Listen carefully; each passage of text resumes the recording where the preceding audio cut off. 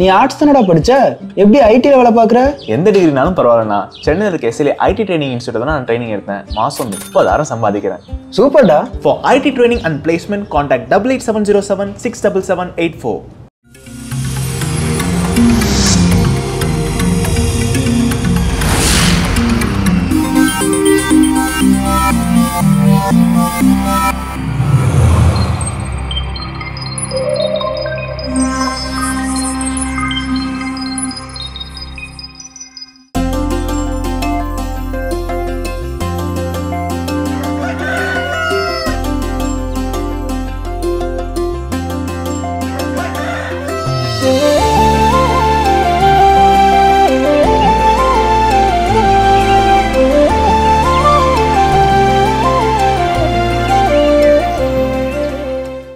மாதா தொலைக்காட்சி அன்புள்ளங்கள் அனைவருக்கும் கடவுள் வணக்கம் நிகழ்ச்சியின் அன்பான வணக்கங்கள். வணக்கம் வேளாங்கண்ணி, எப்படி இருக்கிறீங்க? வணக்கம் ஜோஸ், நான் நல்லா இருக்கேன். நீங்க எப்படி இருக்கீங்க? எல்லா நாள் போலவே இன்றைய நாளும் ரொம்ப மகிழ்ச்சி, உற்சாகமாக தொடங்கி இருக்குது. வரும்போது நிறைய கதைகள் எடுத்துட்டு வந்திருப்பீங்க. இன்னைக்கு என்ன கதை அப்படின்னு சொல்லி பாத்தீங்கன்னா, ஒரு பாட்டி ஒருத்தவங்க இருக்காங்க. நீங்க பாத்திரம் எல்லாம் கழுவி இருக்கீங்களா ஜோஸ்? அப்போ சின்ன வயசுல இருக்கும்போது? சின்ன வயசுல இருந்தேன். ஆமா. வீட்டுல அப்பெல்லாம் குழா இருந்துச்சுங்களா?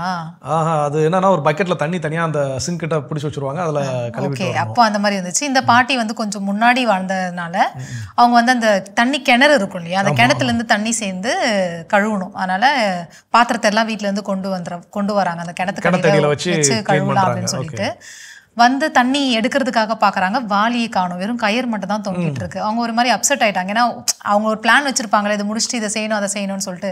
சரி, அந்த பாத்திரத்தை அங்கேயே வச்சுட்டு திரும்பவும் சோகமா அவங்க ரிட்டர்ன் போனாங்க. அதை வந்து ஒளிஞ்சிட்டு இருந்து ஒரு குட்டி பையன் வந்து பார்த்துட்டு சிரிச்சிட்டு இருந்தான். ஏன்னா அந்த வாளியை ஒளிச்சு வச்சதே அந்த குட்டி பையன் தான். இந்த செயலை இவங்க அந்த குட்டி பையனோட அக்கா உட்காந்து பார்த்துட்டு இருக்கா. நம்ம தம்பி என்ன பண்ணிட்டு இருக்கிறான் அப்படின்னு சொல்லிட்டு.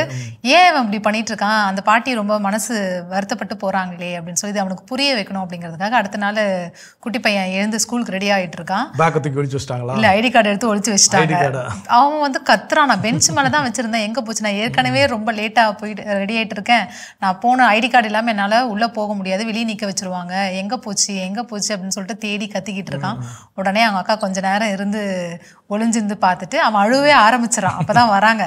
இப்ப தெரியுதா, ஒரு பொருளை அந்த அதாவது ஒரு வேலை செய்ய வரும்போது அந்த வேலையை செய்ய முடியலன்னா எவ்வளவு கஷ்டமா இருக்கும், இப்ப புரியுதா, இப்படிதான் நீ அந்த பாட்டியை வந்து நீ கஷ்டப்படுத்திருக்க, நீ தமாஷ்க்கு பண்றேன்னு சொல்லிட்டு செஞ்சுட்டு இருக்க அப்படின்னு சொல்லிட்டு புரிய வைக்கிறாங்க. உடனே அவன் அந்த ஐடி கார்டையும் வாங்கிட்டு ஸ்கூலுக்கு போறான். திரும்ப ரிட்டர்ன் வந்த உடனே அவங்க அக்கா வந்து சரி வா நம்ம இன்னொரு தமாஷம் பண்ணலாம் அப்படின்னு சொல்லிட்டு அந்த பாட்டி வீட்டுக்கு திரும்ப போறாங்க. போன உடனே அந்த பாட்டி வர்றதுக்குள்ளவே தண்ணி ஃபுல்லா அந்த நிறைச்சி வச்சிடுறாங்க. வச்சுட்டு ஒளிஞ்சுக்கிறாங்க ரெண்டு பேருமே சேர்ந்து.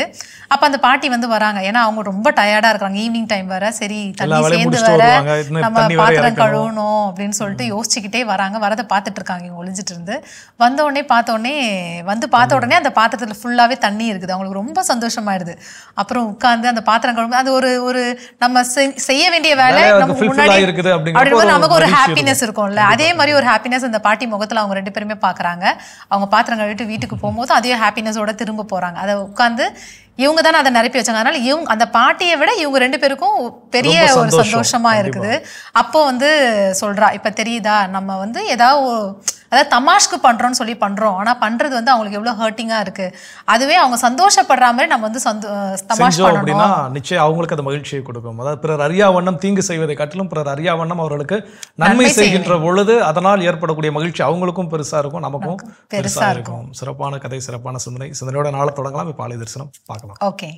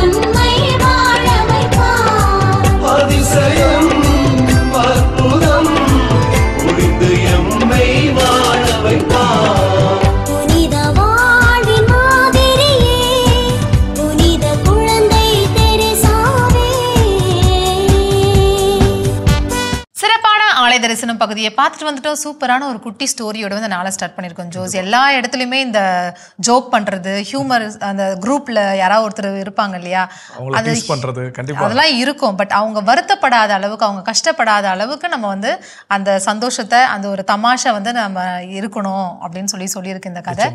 ஓகே ஜோஸ், இன்னைக்கு நல்லா நம்ம எதை குறித்து சிந்திக்க போறோம்? கண்டிப்பா இன்னைக்கு ஒரு சிறப்பான கதை, அது போல ஒரு சிறப்பான சிந்தனை இன்னைக்கு நமக்காக காத்திருக்குது. இப்போ அந்த கதையில இருந்து எளிமையா நம்ம புரிஞ்சிக்க வேண்டிய விஷயம் என்ன அப்படின்னா, பிறரை காயப்படுத்தாத எந்த மகிழ்ச்சியும் தவறு இல்லை. ஏன்னா அவர்களை எது காயப்படுத்தலை, அப்போ அந்த மகிழ்ச்சியை பற்றி பிரச்சனை இல்லை. ஆனால் பிறரை காயப்படுத்தி வரக்கூடிய ஒரு சிறு புன்னகை கூட இங்கு பிரச்சனைக்குரியது, அது தவறானது, தப்பு. அதை நம்ம என்ன பண்ணணும், திருத்தி கொள்ள வேண்டும் அப்படிங்கிறது. இப்போ இன்றைக்கான சிந்தனை என்ன அப்படின்னு பார்த்தீங்கன்னா, ஒரு கடினமான தருணங்கள், வாழ்வின் கடினமான தருணங்கள். இப்போ அந்த கதையிலேருந்தே நம்ம எடுத்துக்கலாம். அந்த பாட்டி கிணத்துல தண்ணி இறக்க வராங்க, வாளி இல்லை, அது ஒரு கடினமான தருணம். ஏன்னா அதுக்கப்புறம் வச்சிருக்கூடிய எல்லா வேலையும் கொலாப்ஸ் ஆகுது. எதை முன்னாடி செய்வது, எதை திரும்ப ஆல்டர் பண்ணுறது, எல்லாருக்குமே இது கைவந்த கலையான்னு கேட்டால் கிடையாது. ஒரு சில வேலைகள் உடனே ஸ்டாப் ஆயிடுச்சுன்னா உடனே அதுக்கப்புறம் இமீடியட்டாக அடுத்த வேலை என்ன அப்படிங்கிறத தொடங்கி அதை முடிக்க ஆரம்பிச்சிடுவாங்க.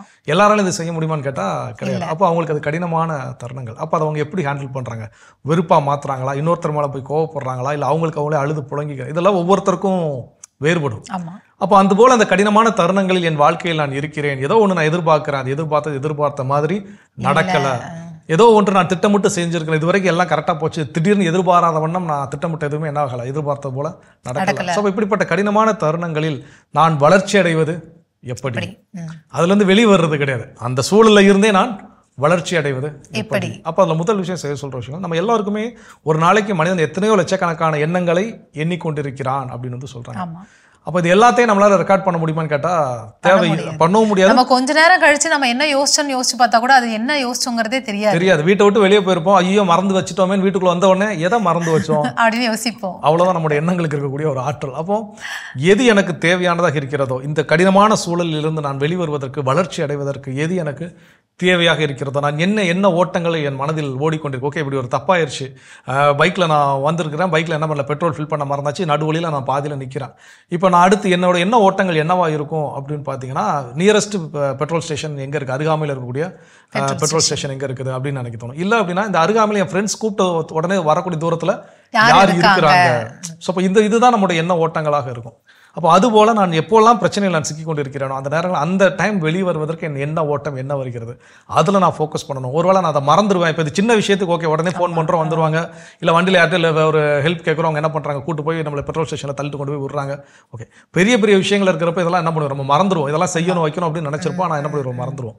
ஸோ அந்த மாதிரியான தருணங்களை அதை என்ன பண்ணுங்க, எழுதி வைக்க கற்றுக்கொள்ளுங்க. ஓகே, இன்னும் என்னென்னலாம் சார் நம்ம செய்யலாம் அப்படின்னு சொல்லி நம்ம தொடர்ந்து பேசுவோம். அதுக்கு முன்னாடி அடுத்த பகுதியை பார்க்கலாம்.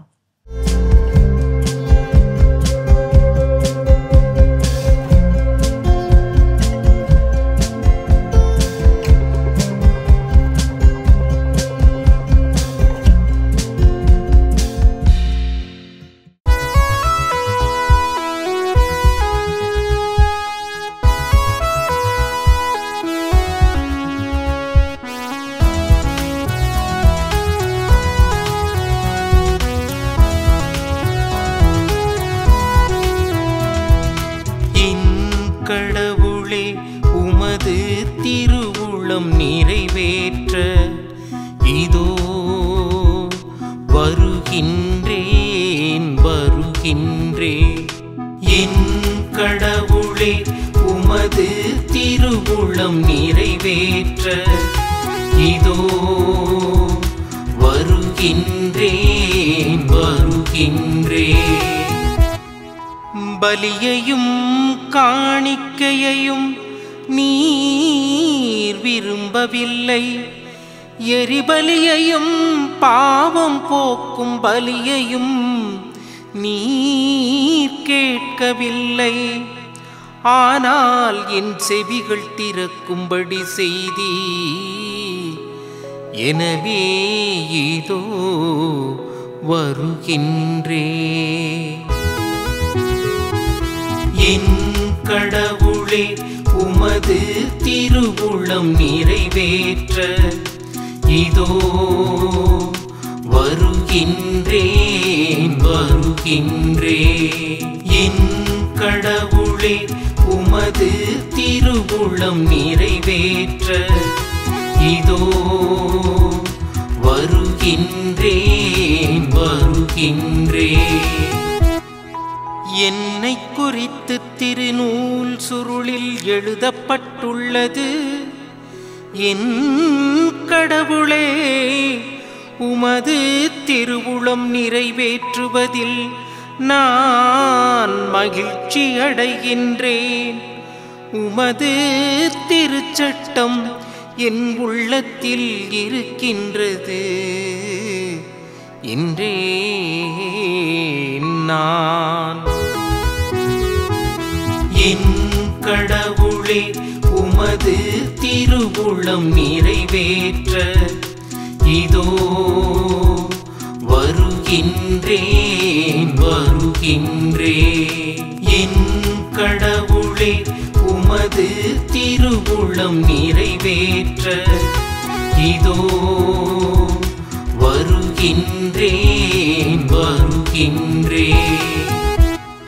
என் நீதியை நீர் நிலைநாட்டிய நற்செய்தியை மாபெரும் சபையில் அறிவித்தேன். நான் வாயை மூடிக்கொண்டிருக்கவில்லை. ஆண்டவரே, நீர் இதை அறிவி. ஆண்டவரே, நீர் இதை அறிவி. என் கடவுளே, உமது திருவுளம் நிறைவேற்ற இதோ வருகின்றேன் வருகின்றேன். என் கடவுளே, உமது திருவுளம் நிறைவேற்ற இதோ வருகின்றேன் வருகின்றேன். உம்மை தேடுவோர் அனைவரும் உம்மில் மகிழ்ந்து களி கூறட்டும். நீரருளும் மீட்பில் நாட்டம் கொள்வோர் ஆண்டவர் எத்துணை பெரியவர், ஆண்டவர் எத்துணை பெரியவர் என்று எப்போதும் சொல்லட்டும், என்று எப்போதும் சொல்லட்டும். என் கடவுளே, உமது திருவுளம் நிறைவேற்ற இதோ வருகின்றேன் வருகின்றேன். என் கடவுளே, உமது திருவுளம் நிறைவேற்ற இதோ வருகின்றேன் வருகின்றேன். இயேசுவில் பிரியமான சகோதர சகோதரிகளே, மாதா தொலைக்காட்சி அன்பர்களே, தினம் ஒரு திருப்பாடல் என்னும் நிகழ்ச்சியின் மூலமாக உங்களை சந்திப்பதில் நான் மகிழ்ச்சி அடைகின்றேன். இன்று நான் தியானிக்க இருக்கக்கூடிய திருப்பாடலானது திருப்பாடல் எண் 40. இத்திருப்பாடல் தாவீது அரசருடைய திருப்பாடலாக கருதப்படுகின்றது. இது அவர் தன்னுடைய வாழ்விலே மிகவும் தாழ்வான நிலையில் இருக்கும்போது, பிரச்சனைகளை சந்திக்கும் போது அவர் இத்திருப்பாடலை எழுதியதாக கூறப்படுகின்றது. அதிலும் குறிப்பாக சவுல் இவரை கொல்வதற்காக துரத்தி வரும்போதும், அதே போல இவருடைய மகன் அப்சலோம் இவருக்கு எதிராக கிளர்ச்சி செய்த போதும், அவர்களிடமிருந்து தப்பி ஓடும்போது இத்திருப்பாடல் தாவீது அரசர் பாடியிருப்பதாக கூறப்படுகின்றது. இத்திருப்பாடல் ஆண்டவருடைய மீட்பை பற்றியும் ஆண்டவருடைய உடனிருப்பை பற்றியும் அதற்காக அவருக்கு நன்றி கூறுவதாக இத்திருப்பாடலானது இருக்கின்றது. அன்பார்ந்தவர்களே, இத்திருப்பாடலை பார்க்கும்போது இது முதல் 40 அதிகாரங்கள், அதாவது ஒரு தனிப்பட்ட நபருடைய புலம்பலாகவும் அதே போல ஆண்டவருடைய மீட்புக்கு நன்றி கூறுகின்ற விதத்திலும் இத்திருப்பாடலானது இருக்கின்றது. குறிப்பாக 1 to 10 வசனங்களை பார்த்தோம் என்றால், ஆண்டவர் எவ்வாறாக என்னை மீட்க வேண்டும் என்று ஒருவர் அழுது புலம்புவது போல இருக்கும். அதே போல இறுதியில் 11 to 17 வரை இருக்கக்கூடிய வசனங்களை நாம் வாசிக்கும் போது அதில் ஆண்டவருடைய மீட்புக்காக நன்றி கூறுகின்ற விதமாக இருக்கும். எனவே நாம் நம்முடைய வாழ்விலே துன்பங்கள் சோதனைகளை சந்திக்கும் போது இத்திருப்பாடலை நாம் வாசிப்பதன் மூலமாக நமக்கு ஒரு உறுதியான ஒரு நம்பிக்கை பிறக்கும். இத்திருப்பாடலுடைய இறையியல் பின்னணியை பார்க்கும்போது இதிலே முதல் வசனத்தை நாம் வாசிக்க வேண்டும். நான் ஆண்டவருக்காய் பொறுமையுடன் காத்திருக்கின்றேன், அவரும் என் பக்கம் சாய்ந்து எனது மன்றாட்டை கேட்டறினார். நவநாகரிக வாழ்வாக இன்று நாம் வாழ்ந்து கொண்டிருக்கக்கூடிய இந்த காலகட்டத்திலே நம்முடைய வாழ்வு மிகவும் எளிமையாக இருக்க வேண்டும். ஆனால் இன்று நம்மோடு யார் இருக்கின்றார், நம் பின்னே யார் இருக்கின்றார், நாம் முன்னே எங்கே சென்று கொண்டிருக்கின்றோம் என்பது கூட தெரியாமல் நாம் ஓடிக்கொண்டிருக்கின்றோம். காத்திருப்பு என்பது ஒரு அழகிய ஒரு உணர்வு என்று திருப்பாடல் ஆசிரியர் நமக்கு இதன் மூலமாக வெளிப்படுத்துகின்றார். ஆனால் காத்திருக்க மனமில்லாமல் எல்லாம் உடனே நடந்து வேண்டும் என்று ஒரு அவசர எண்ணத்தோடு இன்று நாம் வாழ்ந்து கொண்டிருக்கின்றோம். இந்த முதல் வரியை நாம் வாசிக்கும் போது காத்திருப்பினுடைய அழகை தாவீதரசர் அழகாக இங்கு அவர் வெளிப்படுத்தியிருக்கின்றார். அதே போல இத்திருப்பாடலானது கடவுளுடைய மீட்பு திட்டம் கடவுளால் முன்னுரைக்கப்படுகின்றதாக கூறப்படுகின்றது. அதாவது நாம் நம்முடைய வாழ்விலே ஒரு பிரச்சனையிலிருந்து வெளியே வருவதற்கு காரணம் நம்முடைய உழைப்போ, நம்முடைய சிந்தனையோ அல்லது வேறு ஒரு நபருடைய உதவியோ மட்டுமல்ல, மாறாக அது கடவுளுடைய சித்தம். கடவுள்தான் அந்த மீட்பின் திட்டத்தை அவர் முதலில் ஆரம்பித்து வைக்கின்றார் என்று இத்திருப்பாடலிலே 2வது வசனம் நமக்கு கூறுகின்றது. அதாவது அழிவின் குழியிலிருந்து என்னை அவர் வெளிக்கொணர்ந்தார், சேறு நிறைந்த பள்ளத்தினின்று தூக்கி எடுத்தார், கற்பாறையின் மேல் நான் காலூன்றி நிற்கச் செய்தார், என் காலடிகளை உறுதிப்படுத்தினார் என்கின்ற வரிகளின் மூலமாக கடவுள் தன்னுடைய மீட்பு திட்டத்தை அவர் ஆரம்பித்து வைக்கின்றார் என்பதை இதன் மூலமாக நாம் புரிந்து கொள்ளலாம். அன்பார்ந்தவர்களே, அப்படி இருக்கும்போது நம்மை மீட்க முன்வருகின்ற கடவுளுக்கு நாம் வழிபாடாக என்ன கொடுக்க போகின்றோம்? பொன்னையோ பொருளையோ வேறு எந்த காரியத்தையோ அல்ல, மாறாக அவர் நம்மிடம் எதிர்பார்க்கின்ற உண்மையான வழிபாடு என்னவென்றால் நம்முடைய கீழ்ப்படிதல். அவருடைய வார்த்தைக்கு நாம் கீழ்ப்படிந்து நடக்க வேண்டும் என்று இறைவசனம் 6 இவ்வாறாக கூறுகின்றது. அதாவது பலியையும் காணிக்கையும் நீர் விரும்பவில்லை, எரி பலியையும் பாவம் போக்கும் பலியையும் நீர் கேட்கவில்லை, ஆனால் என் செவிகள் திறக்கும்படி செய்தீர் என்கின்ற வார்த்தையின் மூலமாக நாம் அவருக்கு செவிமடுக்க வேண்டும். அவருடைய வார்த்தைக்கு செவிமடுத்து அதன்படி நாம் கீழ்ப்படிந்து வாழ வேண்டும் என்கின்ற ஒரு உன்னதமான கருத்தை தாவீது அரசர் தன்னுடைய வாழ்வின் மூலமாகவும் இத்திருப்பாடலின் மூலமாகவும் நமக்கு அவர் அழகாக எடுத்து காட்டுகின்றார். எனவே நாம் சிந்திக்க வேண்டும். கடவுளோடு மீது இருக்கக்கூடிய நம்பிக்கையின் மூலமாக அவர் நம்மை மீட்டு வருகின்ற அந்த வல்ல செயல்களின் மூலமாக அதற்கு நாம் சாட்சிகளாக விளங்க வேண்டும் என்று இத்திருப்பாடலின் மூலமாக நமக்கு அவர் கூறுகின்றார். எனவே நாம் இந்த இறையியல் பின்னணியோடு இத்திருப்பாடலை நாம் சற்று நம்முடைய வாழ்விலே நாம் வாழ்வாக்க முயற்சி செய்ய வேண்டும். தாவீது அரசரை போல தன்னுடைய வாழ்விலே எவ்வளவு இன்னல்கள் வந்தாலும் அந்த இன்னல்கள் நேரத்தில் கடவுள் என்னை மீட்பார் என்கின்ற ஒரு எதிர்நோக்கோடு, ஒரு உறுதியான நம்பிக்கையோடு நாம் அவருடைய மீட்பு திட்டத்துக்காக காத்திருக்க வேண்டும் என்கின்ற அந்த குணத்தை நாம் நம்முடைய வாழ்விலே வளர்த்து கொள்ள வேண்டும். அதே போல கடவுள் நம்மை மீட்டினார், அவர் நம்மை கடந்த காலங்களில் நம்மை எவ்வாறு மீட்டார் என்கின்ற அனைத்து வல்ல செயல்களையும் நாம் நினைவு கூர்ந்து அவருக்கு நாம் நன்றி கூற வேண்டும். அதே போல நாம் கடவுளுக்கு செலுத்த வேண்டிய உண்மையான வழிபாடு அவருடைய வார்த்தைக்கு செவிமடுத்து அதற்கு நாம் கீழ்ப்படிந்து நடப்பது. கீழ்ப்படிதல் தான் ஒரு சிறந்த குணமாகவும் சிறந்த காணிக்கையாகவும் கடவுள் நம்மிடம் எதிர்பார்க்கின்றார். எனவே நம்முடைய வாழ்விலே நாம் கடவுளுடைய சிந்தனைகளுக்கு எதிர்த்து நில்லாமல் மாறாக அதை முழுமையாக கேட்டு நடக்கின்ற பிள்ளைகளாக நாம் மாற வேண்டும். அதோடு அல்லாமல் அவருடைய அந்த வல்ல செயல்களுக்கு நாம் சாட்சிகளாக விளங்க வேண்டும். நாம் சாட்சிகளாக விளங்குவதன் மூலமாக நம் மூலமாக செய்த அந்த வல்ல செயல்களின் மூலமாக பிறர் கடவுளுடைய நாமத்தை அறிந்து கொள்வார்கள். அதன் மூலமாக அவருடைய நாமத்திற்கு இன்னும் அதிகமான மகிமை சேரும். அதற்காகத்தான் தாவீது அரசர் தான் புலம்பிய அந்த திருப்பாடலை நமக்கு எழுதிவிட்டு அவர் சென்றிருக்கின்றார். அவருடைய வாழ்வை முன்னுதாரணமாக கொண்டவர்களாக நாமும் பிறரை இறைவன்பால் கொண்டு வர நாம் முயற்சிப்போம். அதற்காக இறைவனிடம் நாம் நம்மையே ஒப்பு கொடுத்து மன்றாடுவோம். ஜெபிப்போமாக. அன்பு தந்தையே இறைவா, தாவீது அரசருக்கு நீர் உடனிருந்தீர். நீர் எந்த அளவுக்கு அவரோடு உடனிருந்தீர் என்றால் அவர் வாழ்விலே எவ்வளவு இன்னல்கள் வந்தாலும் எவ்வளவு ஆபத்துக்கள் ஆன சூழ்நிலையில் அவர் சந்திக்க நேர்ந்தாலும் அவற்றிலெல்லாம் நீர் அவருக்கு துணையாக இருப்பீர் என்பதை அவர் நன்றாகவே அறிந்திருந்தார். அந்த நம்பிக்கையும் அந்த எதிர்நோக்கும் எங்கள் வாழ்விலே நாங்கள் வளர்த்து கொள்ள எங்களுக்கு அருள் தாரும். இவ்வனைத்தையும் எங்கள் ஆண்டவராகிய கிறிஸ்து வழியாகவும் எங்கள் தாய் அன்னை மரியாள் வழியாகவும் மன்றாடுகிறோம். எங்கள் ஜெபம் கேளும் ஜீவனுள்ள நல்ல தகப்பனே, ஆமென். அருமையான தினம் ஒரு திருப்பாடல் பகுதி பார்த்துட்டோம். எனக்கான திருப்பாடலும் கேட்டாச்சு. அதோட பேசிட்டு இருக்கிறோம். வாழ்வின் கடினமான தருணங்களில் இருந்து நான் வளர்ச்சி அடைவதற்கு செய்ய வேண்டிய செயல்கள் அடுத்ததா என்ன?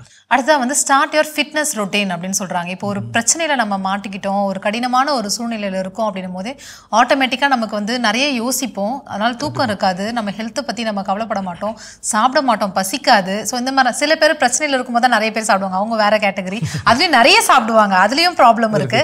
ஸோ அந்த நேரத்துல ஸ்டார்ட் யுவர் ஃபிட்னஸ் ரொட்டீன் அப்படின்னு சொல்றாங்க. எந்த நேரத்துல நீங்க தூங்குவீங்களோ அந்த நேரத்திலே நீங்க தூங்குங்க. எவ்வளவு மணி நேரம் தூங்குவீங்களோ அந்த மணி நேரம் நீங்க வந்து தூங்குனாதான் திரும்ப உங்களுக்கு அந்த ஒரு ரெஃப்ரெஷ்மெண்டா இருக்கும். அதே மாதிரி பிசிக்கலா என்னென்ன செய்யணும், ஏதாவது எக்ஸசைஸ் நீங்க பண்ணிட்டு இருக்கீங்கன்னா அதை கண்டினியூ பண்ணுங்க. இந்த பிரச்சனையில மாட்டிட்டோம் அப்படிங்கிறதுனால அதை வந்து நீங்க வந்து ஸ்டாப் பண்ணி வைக்காதீங்க.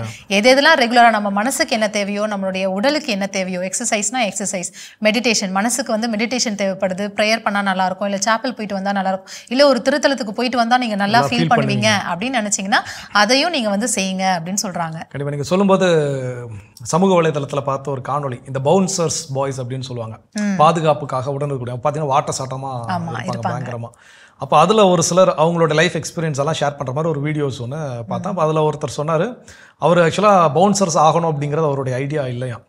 அவர் வந்து ஏதோ டிகிரி ஏதோ சம்திங் படிச்சிருக்கிறேன், அது ரிலேட்டடான வேலைக்கு நிறைய இன்டர்வியூஸ் போனேன், இன்டர்வியூஸில் ஃபெயிலு, வேலை இல்லைங்கிறதுனால லவ் பண்ண பொண்ணும் அவங்க பிரேக்கப் பண்ணிட்டாங்க. ஸோ எல்லாமே என் லைஃப்பில் முடிஞ்சு போச்சுங்கிறப்போ அப்போ ஃப்ரெண்டு ஒருத்தர் சரி எத்தனை நாள் தான் சும்மாவே உட்காந்து வாப்பஸாக நம்ம ஜிம்முக்கு போவோம்னு சொல்லி என்ன பண்ணார், கூட்டு போனார். அப்போ எனக்கு வந்து அப்புறம் பாடி ஃபிட் பண்ண ஆரம்பிச்ச ஒரு வழக்கம் ஆன உடனே எனக்கு ரொம்ப பிடிச்சிருந்துச்சு. நான் அதில் ஃபுல்லாக என்ன பண்ண ஃபோக்கஸ் பண்ணேன். இன்றைக்கி நான் எதிர்பார்க்கவே இல்லை இந்த மாதிரி ஒரு ஜாப்புக்கு நான் வருவேன்னு சொல்லி. இப்போ என்கிட்ட அந்த எனக்கு பிடிச்சமான ஒரு ஜாப் இருக்குது, வேலை இருக்குது, ஒரு அழகான ஒரு குடும்பம் இருக்குது அப்படின்னு சொல்லி அவர் இது பண்ணார். ஸோ இப்போ இதுதான் நாம் வந்து அங்கேருந்து கற்றுக்கொள்ள வேண்டிய பாடம். எனக்கு முடிஞ்சிருச்சு, எனக்கு நான் நினச்ச விஷயம் நடக்கலை, ஃபெயில் ஆகிட்டேன் அப்படின்னு சொல்லி அங்கேயே உட்காந்துருக்காம ஏதோ ஒரு விஷயத்தை தன்னுடைய உடலை வடிவமைத்துக் கொள்வதில் அவர் என்ன பண்ணியிருக்காரு, கான்சென்ட்ரேட் பண்ணியிருக்காரு. ஸோ இன்னைக்கு அதனால் அவருக்கு ஒரு நல்ல ஒரு வாய்ப்பு எல்லாம் என்ன இருக்குது, கிடைச்சிருக்கு. ஸோ அதுபோல் நம்ம வாழ்க்கையில் எப்போ என்ன நடக்கும் யாருக்கும் தெரியாது. அதனால் அதே இடத்தில் முடங்கி போய் இல்லாமல் தொடர்ந்து என்னுடைய மனதை வலிமைப்படுத்துவதற்கு தேவையான பயிற்சிகள், உடலை வலிமைப்படுத்துவதற்கு தேவையான பயிற்சிகள் எல்லாம் செய்யும் போது எனக்கான வெற்றி வர்றப்போ அதை பெற்றுக்கொள்ளக்கூடிய முழு தகுதி என்கிட்ட என்ன இருக்கும். ஏன்னா அதுக்காக நம்ம உழைச்சிருக்கோம் இல்லையா. ஓகே ஜோசி, இன்னும் என்னென்னலாம் இருக்கு நம்ம தொடர்ந்து பேசலாம். அதுக்கு முன்னாடி அடுத்த பகுதியை பார்க்கலாம்.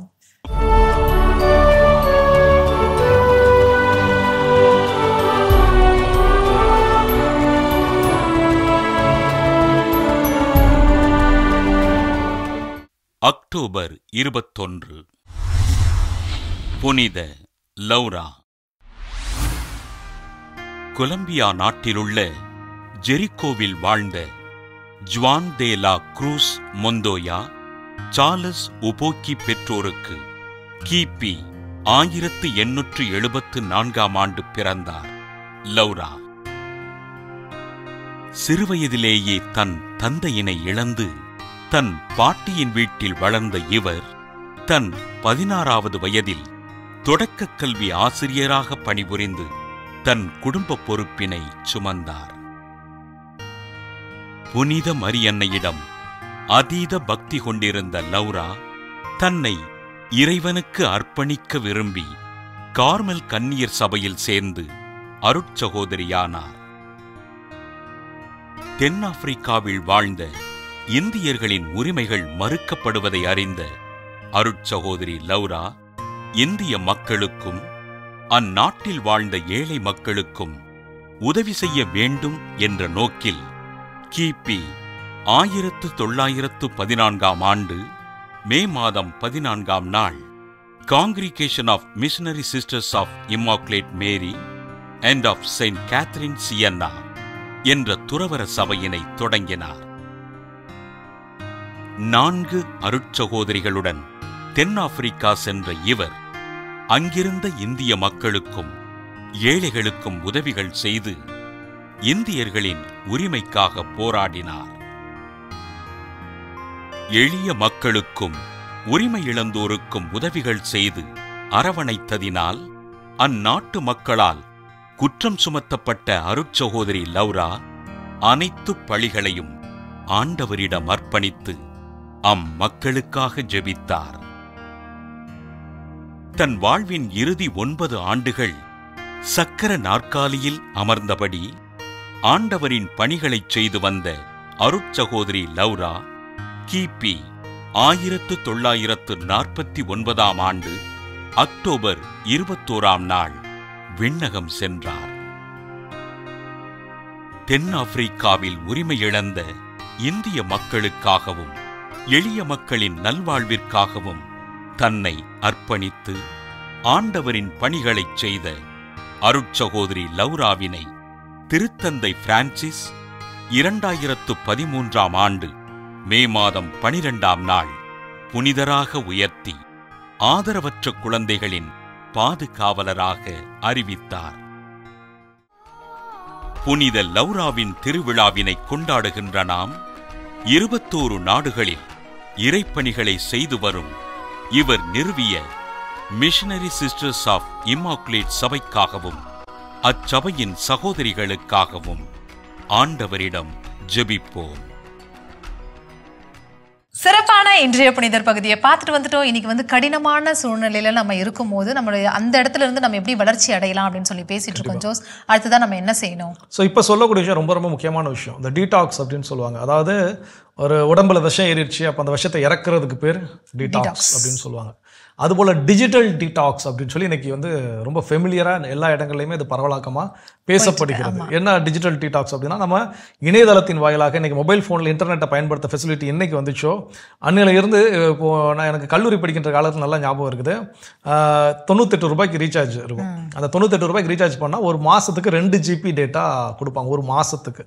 அப்போ என்ன பண்ணுவோம், பசங்கள்லாம் எப்போல்லாம் இன்டர்நெட் தேவைப்படும் அப்போல்லாம் தான் நெட்டை ஆன் பண்ணி பயன்படுத்திட்டு திரும்ப ஆஃப் பண்ணிடுவோம். இப்போ எனக்கு ஒரு நாளைக்கு நார்மல் பேக் நீங்கள் ரீசார்ஜ் பண்ணாலே 1.5 GB பெர் டே அப்படின்னு இருக்குது. கொஞ்சம் தேவைப்படுறவங்க 2 GB per day, 3 GB per day வரைக்கும் என்ன பண்ணுறாங்க கொடுக்குறாங்க. அப்போ ஒரு நாளைக்கு டேட்டா எனக்கு 24/7 ஆன்ல இருந்தாலும் பிரச்சனை இல்லை, ஏன்னா எனக்கு நெட் வந்துக்கிட்டு. அப்போ இப்போ நம்ம நினைச்ச நேரத்தில் இன்டர்நெட் அக்சஸ் பண்ண முடியும், நினைச்ச நேரத்தில் தகவல்களை படித்துக்கொள்ள முடிகிறது. அப்போ இதில் நான் எந்த தகவல்களை நான் படிக்கிறேன். இன்னைக்கு இருக்கக்கூடிய எல்லா அல்காரிதம்ஸ், இன்னைக்கு வந்து அது எந்த சோஷியல் மீடியாவுடைய அல்காரிதம் இருந்தாலும் சரி, நீங்கள் வந்து ஃபார் எக்ஸாம்பிள் ஒரு முகநூல் பக்கத்திலோ இல்லை ஏதோ ஒரு இணையதளத்தில் போய் வந்து நீங்கள் எனக்கு வந்து செப்பல் வாங்கணும் இல்லை எனக்கு வந்து ஒரு ட்ரெஸ் வாங்கணும்னு நீங்கள் தேடினீங்க அப்படின்னா நீங்கள் வேற ஒரு சைட்ல இருக்கிறோம், அது எல்லாமே நமக்கு வந்து ஆட்ல வந்து அட்வர்டைஸ்மெண்ட்ல வருது. அப்போ இது என்ன அப்படின்னா, நான் எதை காண்கிறேனோ அதை ரீட் பண்ணி இவங்களுக்கு இந்த மாதிரியான தகவல்கள் எங்கெங்கெல்லாம் இருக்குதோ அதெல்லாம் விளம்பரத்தின் வாயிலாக கொண்டு வந்து கொடுக்கக்கூடிய வண்ணம் ஒரு அல்காரிதம் என்ன இருக்குது, வடிவமைக்கப்பட்டிருக்கிறது. அப்போ இது ப்ராப்பராக இருக்கும். அப்போ நான் எதை நான் உட்கொள்கிறேன், எதை நான் இன்டேக் பண்ணுறேன், அப்போ அதில் நான் நல்ல விஷயத்தையும் படிப்பேன், மோசமான விஷயத்தையும் படிப்பேன், தேவையில்லாத விஷயங்களையும் படிப்பேன். அப்போ அது எது எனக்குள் மிகப்பெரிய தாக்கத்தை ஏற்படுத்துகிறது. எனக்கு ஒரு நல்ல விஷயத்தை சொல்லி ஒருத்தவங்க சொல்கிறாங்கன்னா அதை போய் பார்க்கறதுக்கு கூட்டம் ரொம்ப கம்மி தான். சமூக வலைதளத்திலே பார்த்த ஒரு புகைப்படம், அது என்ன அப்படின்னா, மேலே 2 captions, bitter truth and satisfied lie அப்படின்னு சொல்லி 2 கேப்ஷன், 2 இடம் இருக்குது. எங்க கூட்டம் அலமோதுன்னு பார்த்தா சாட்டிஸ்ஃபைடு லைல தான் கூட்டம் அலமோதுது, பிட்டர் ட்ரூத்ல பார்த்தா கூட்டமே இல்லை. ஆனா அதுதான் என்னது உண்மை, கசப்பான உண்மையாக இருந்ததுனால அது நம்ம என்ன பண்றது, ஏற்றுக்கொள்வது இல்லை. அப்போ அந்த சமூக வலைதளத்தின் வாயிலாக ஏராளமான டிஜிட்டல் திங்ஸை நம்ம என்ன பண்றோம், உட்கொள்கிறோம், கண்ணு வழியா பார்த்து படிச்சு மனசுல என்ன பண்றோம், பதிய வச்சுக்கிறோம். அப்போ அது எனக்குள் விஷமத்தன்மை என்ன பண்ணும், ஏற்படுத்தும். அப்போ நான் ஏற்கனவே தோண்டு போய் இருக்கிறேன், ஒரு டஃப்பான சுச்சுவேஷன் இருக்கிறேன், நான் மேலும் மேலும் மேலும் டிஜிட்டல் டீடாக்ஸ், நான் டிஜிட்டலாக நான் டாக்ஸிக்காக ஏற்றுக்கிட்டே இருந்தேன் அப்படின்னா அதை எப்போ தான் டீடாக்ஸ் பண்ணுறது? அப்போ அதை விடுப்பதற்கு நான் இந்த நாட்களில் என்னுடைய மொபைல் ஃபோனை பயன்படுத்த மாட்டேன். தேவையில்லாமல் என் மொபைல் ஃபோனை என்ன பண்ண மாட்டேன், தொட மாட்டேன். என் மொபைல் ஃபோனில் இந்த சமூக வலைதளங்கள் என்ன பண்ணிருக்கேன், பிளாக் பண்ணி வச்சிருக்கேன். இன்னும் அதிக ஸ்டெப் போகணும், ரொம்ப நான் அடிக்ட் ஆகிட்டேன் அப்படின்னா அன்இன்ஸ்டால். அதுக்கும் அடுத்த லெவல் போனீங்கன்னா அக்கௌண்ட்டை என்ன பண்ணிடலாம், டீஆக்டிவேட் பண்ணிடலாம், தேவையில்லைங்கிறது. ஸோ அப்போ இந்த மாதிரியான டிஜிட்டல் டீடாக்ஸ் இந்த நேரங்களில் ரொம்ப ரொம்ப தேவை. ஓகே, என்னென்ன தேவை அப்படின்னு சொல்லி தொடர்ந்து பேசலாம். அதுக்கு முன்னாடி அடுத்த பகுதியை பார்க்கலாம்.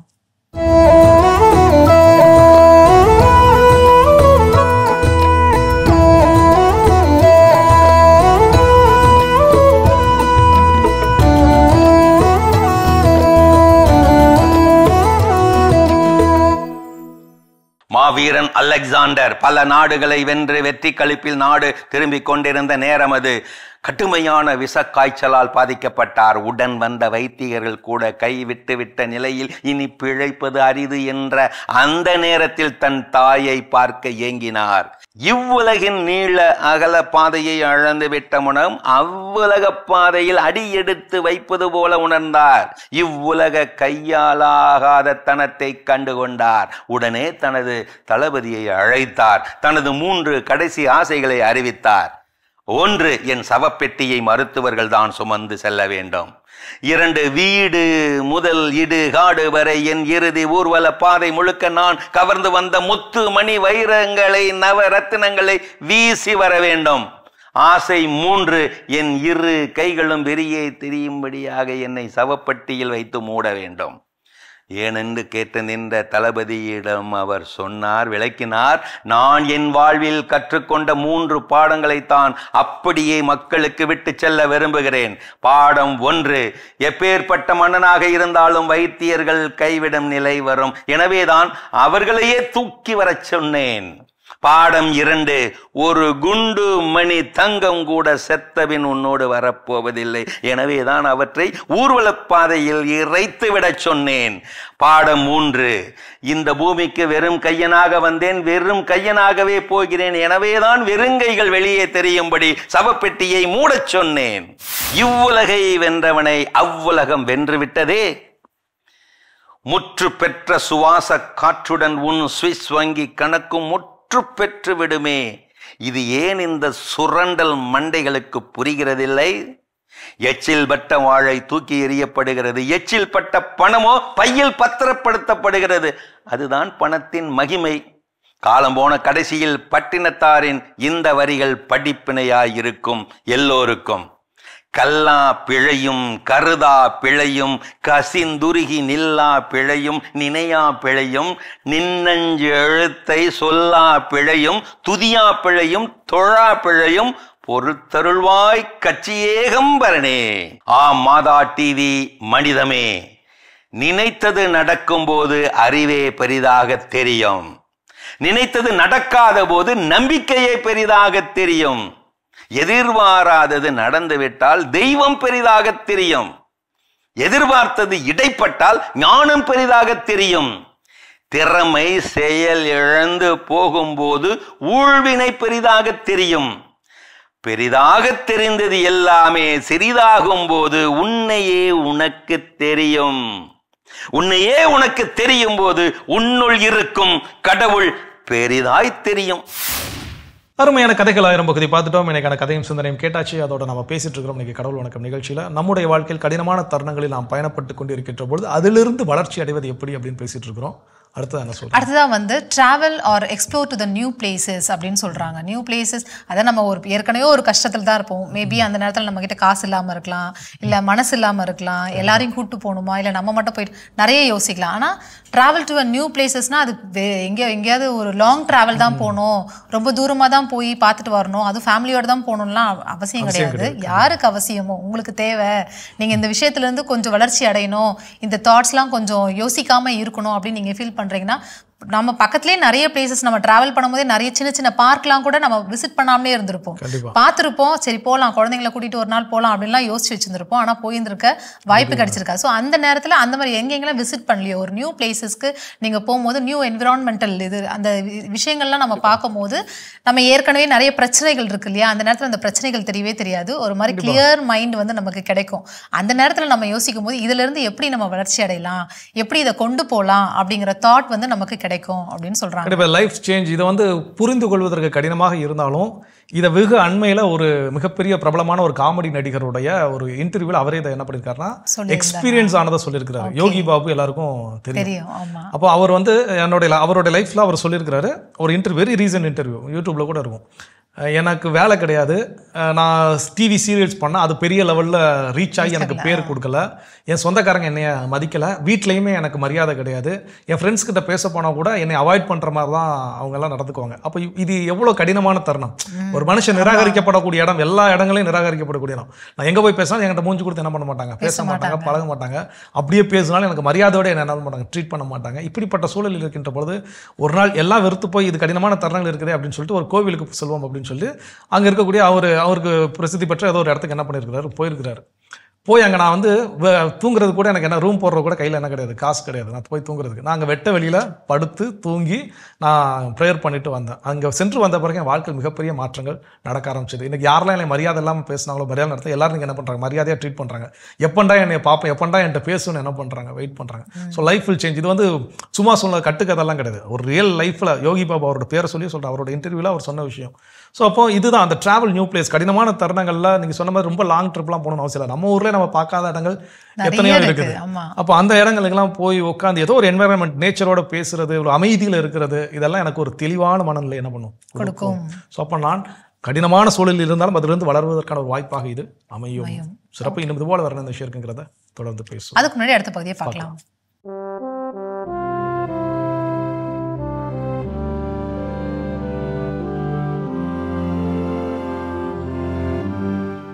அன்புக்குரியவர்களே, ஆண்டவர் இயேசுவின் இனிய பெயரில் உங்களை அன்போடு வாழ்த்துகின்றேன்.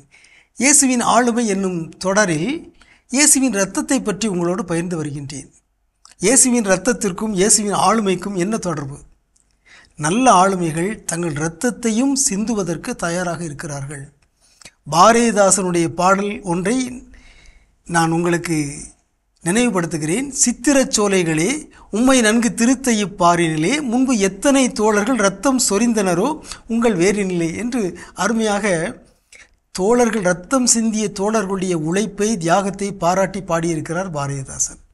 நல்ல ஆளுமைகள், நல்ல தலைவர்கள் தங்கள் இரத்தத்தை சிந்துகிறார்கள். இயேசுவுடைய இரத்தம் இந்த உலகை ஒப்புரவாக்கியது என்பதை இன்று உங்களோடு நான் பகிர்ந்து கொள்ள விரும்புகின்றேன். கொலோசியர் 1:20 நாம் வாசிக்கின்றோம், சிலுவையில் இயேசு சிந்திய இரத்தத்தால் அமைதியை நிலைநாட்டவும் விண்ணில் உள்ளவை மண்ணிலுள்ளவை அனைத்தையும் அவர் வழி தம்மோடு ஒப்புரவாக்கவும் கடவுள் திருவுளம் கொண்டார். ஆகவே கடவுளுடைய திருவுளம் இயேசு இந்த உலகைக்கு அமைதியை கொண்டு வர வேண்டும், இயேசு இந்த உலகை ஒப்புரவாக்க வேண்டும். அதற்கான ஒரு வழி, ஒரு திட்டம் அவர் தன்னுடைய இரத்தத்தை சிந்துவது. நல்ல ஆளுமைகள், நல்ல தலைவர்கள் தேவைப்பட்டால் இரத்தம் சிந்தவும் தயாராக இருக்கிறார்கள். எபேசியர் 2:13 வாசிக்கின்றோம், ஒரு காலத்தில் தொலைவில் இருந்த நீங்கள் இப்பொழுது இயேசு கிறிஸ்துவோடு இணைந்து அவரது இரத்தத்தின் மூலம் அருகில் கொண்டு வரப்பட்டிருக்கிறீர்கள். இயேசு தம் இரத்தத்தை சிந்தியதால் நாம் கடவுளின் அருகில் வந்திருக்கிறோம் என்னும் மாபெரும் மறைபொருளை, வியத்தகு செய்தியை நமக்கு விவிலியம் நினைவூட்டுகிறது. இயேசு இரத்தம் சிந்தியதால் நாம் தூய்மையாக்கப்பட்டிருக்கிறோம், கடவுளோடு ஒப்புரவாக்கப்பட்டிருக்கிறோம், கடவுளுக்கு நெருக்கமாக வந்து நிற்கிறோம். இத்தகைய பேராளுமையான இயேசுவை போற்றுவோமாக, நன்றி செலுத்துவோமாக. இயேசுவை போல நாமும் இரத்தம் சிந்துவதற்கு, அமைதியை ஏற்படுத்த, ஒப்புரவாக்க, இரத்தம் சிந்துவதற்கும் தயாராக வாழ்வோமாக. உங்களுக்கு அமைதி உரித்தாகுக. சிறப்பான இயேசுவின் ஆளுமைகள் பகுதியை பார்த்துட்டு வந்துட்டோம். இன்னைக்கு வந்து கடினமான தருணங்கள்ல அதுல இருந்து நம்ம எப்படி வளர்ச்சி அடையலாம் அப்படின்லாம் நம்ம பேசிட்டு இருக்கிறோம். அடுத்ததான் நம்ம என்ன செய்யணும் ஜோஸ்? ஸோ அடுத்தது ரொம்ப ரொம்ப முக்கியமான ஒண்ணு, இது எல்லாரும் செஞ்சோம் அப்படின்னா எல்லாரும் செய்ய முடியும். ஆனா பல நேரங்களில் நம்ம என்ன பண்றோம், கவனத்தை குவிப்பதே கிடையாது. வாழ்வின் கடினமான தருணங்கள் ஏதாவது ஒரு புது திறமை நீங்க என்ன பண்ணிக்க முடியும், வளர்த்து கொள்ள முடியும். அதான் சொல்லுவாங்க, நான் யாரிடமாவது உதவி கேட்டு அதை செய்தவர்களுக்கு நான் நன்றி கூறுகிறேன், யாரிடமாவது உதவி கேட்டு அதை செய்யாதவர்களுக்கு இன்னும் அதிகமாக நான் என்ன பண்றேன், நன்றி சொல்றேன். ஏன்னா அந்த விஷயத்தை அவங்க செய்யலங்கிறதுனால தான் நான் கத்துக்கிட்டேன். அவங்க இல்லாதமாலும் என்னால் அதை செய்ய முடியும், அதற்கு என்னை நான் தகுதியாக்கி கொள்ள முடியும் அப்படிங்கறத அங்கதான் என்ன பண்ணுவோம், நம்ம கத்துக்குவோம். கம்ப்யூட்டர்ல உட்காந்து சில தாங்கிக்கிட்டே இருப்போம். அவங்களும் ரொம்ப பிகு பண்ணுவாங்க, இந்த வேலை செய்யறதுக்கு எனக்கு மட்டும் தான் தெரியும், என்னை விட்டு ஆளே இல்லைன்னு. ஒரு கட்டத்தில் நம்மளே வெறுத்து போய் நானே இதை கத்துக்கிறேன்யா அப்படின்னு வந்துட்டோம் அப்படின்னா அடுத்த செகண்ட் அவங்க கிட்ட போய் என்ன பண்ண மாட்டோம், நம்ம நிற்க மாட்டோம். ஸோ அப்போ வாழ்வின் கடினமான தருணங்கள் இது போல் எனக்கான திறமையை வளர்த்துக் கொள்வதற்கான வாய்ப்புகள் நிறைய இருக்கும். ஏன்னா அந்த நேரத்தில் வந்து நம்ம வந்து பயங்கரமான ஒரு உத்வேகம் இருப்போம். உத்வேகம் முக்கியம் தான், ஆனால் உத்வேகத்தை காட்டிலும் அந்த கன்சிஸ்டன்சி, தொடர் முயற்சி, அது எப்போ நடக்கும்னா ஒவ்வொரு டைம் என்னை அவமானப்படுத்துறாங்க, என்னை அவமானப்படுத்துறாங்க, அப்போ நான் இதை என்ன பண்ணும், தெரிஞ்சவனா நான் என்ன பண்ண உருவாக்கி கொள்ள வேண்டும், இதை நான் கற்றறிந்து கொள்ள வேண்டும் அப்படிங்கிற அந்த தொடர் முயற்சி என்ன பண்ணும் அப்படின்னு பார்த்தீங்கன்னா தெரியாத ஒரு விஷயத்தை நம்ம கற்றுக்கொள்ள வைக்கும், தெரிய வைத்து விடும். அப்போ இந்த கடினமான தருணங்களில் வாழ்வில் புது புது திறமைகளை என்னுள் வளர்த்து கொள்ள வேண்டிய திறமைகள் என்னென்ன, அதை கற்றுக்கொள்ள பயன்படுத்த வேண்டும். ஓகே, இன்னும் என்னென்னலாம் நம்ம கத்துக்கலாம் அப்படின்னு சொல்லி நம்ம தொடர்ந்து பேசுவோம். அதுக்கு முன்னாடி ஒரு சின்ன பிரேக் போலாம். நிச்சயமா.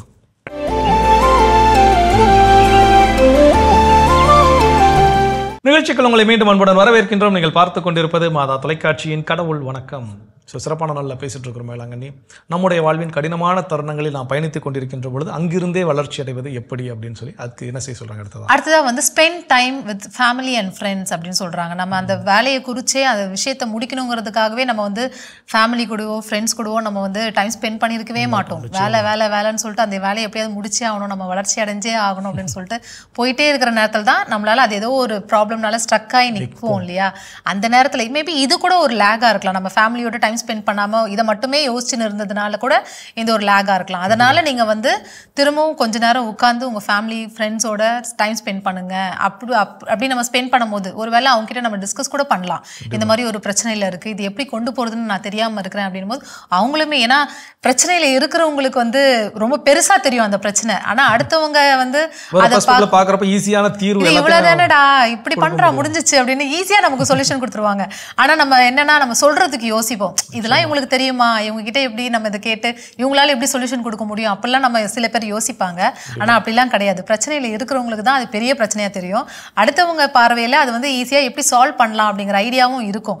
அதனால் கொஞ்சம் டைம் ஸ்பெண்ட் பண்ணீங்க அப்படின்னாக்கா அங்கேவே உங்களால் அங்கேருந்து எப்படி வளர்ச்சி அடையலாம் அப்படிங்கிற ஐடியா மற்றவங்களாலையும் நமக்கு கொடுக்க முடியும். ஃப்ரெண்ட்ஸ் அண்ட் ஃபேமிலி எப்போவுமே ரொம்ப ரொம்ப முக்கியமானவங்க. அவங்கள நம்ம மிஸ் பண்ணவே முடியாது. இன்னொன்று, நம்ம அவங்கள மிஸ் பண்ணி நீங்கள் சொன்ன மாதிரி ஏதோ ஒரு வேலை நிமித்தம் ஒரு பெரிய கேப் விட்டு அவங்கள தாண்டி வெளியே போகிறப்போ என்ன சண்டை போடுவாங்க, நீ என்கிட்ட முன்ன மாதிரி பேசுறதில்ல, எனக்கு டைம் ஸ்பெண்ட் பண்ணி எல்லாம் சண்டை போடுவாங்க. நம்ம ஒரு வேளை அடிபட்டு திருந்தி சரி ஓகே இவ்வளோ நாள் அவங்களை விட்டுட்டு போயிடுச்சு, கொஞ்ச நேரம் திரும்ப போய் நம்ம ஃப்ரெண்ட்ஸ் ஃபேமிலி கூட ரீகனெக்ட் ஆகிக்கலாம் அப்படின்னு போனால் தாராளமாக ஃப்ரெண்ட்ஸ் சேர்த்துக்குவாங்க. அவங்கெல்லாம் வந்து சும்மா கிண்டல் பண்ணுவாங்க, அவ்வளோதான்.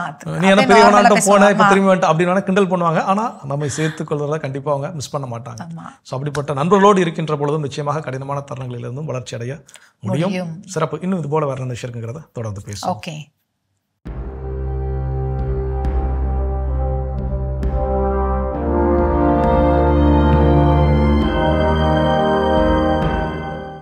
மாதா தொலைக்காட்சி நண்பர்களே, உங்கள் அனைவருக்கும் வாழ்த்துக்கள். நண்பர்களே, நமது வாழ்விலே நாம் தொடர்ந்து முன்னேறி வெற்றி பெற இதோ நப்போலியன் ஹில் என்ற ஒரு பேரறிஞர் ஒரு அழகான செய்தியை நமக்கு சொல்லுகிறார். அதாவது, the man who actually knows what he wants in life has already gone a long way towards attaining it. அதாவது, வாழ்வில் இப்போது எனக்கு என்ன தேவை என்பதை தெளிவாக உணர்ந்தவர்கள் அதை அடைவதை நெருங்கிக் கொண்டிருக்கிறார்கள், அல்லது அதில் பாதியை ஏற்கனவே அவர்கள் அடைந்து விட்டார்கள் என்று பொருள்.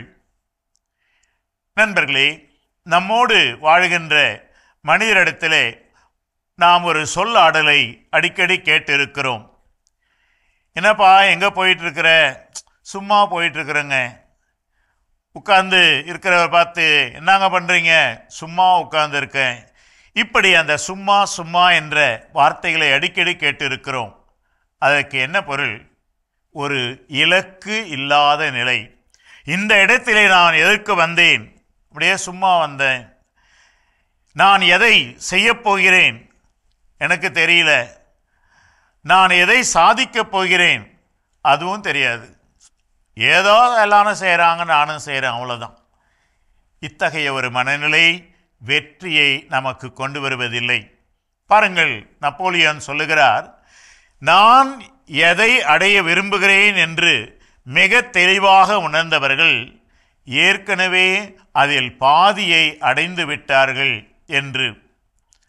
ஆங்கிலத்திலே கூட சொல்வார்கள், well begun is half done என்று. அதாவது, ஒரு காரியத்தை திட்டமிட்டு நாம் தொடங்கும் போதே அதில் பாதியை அடைந்து விட்டோம் என்று.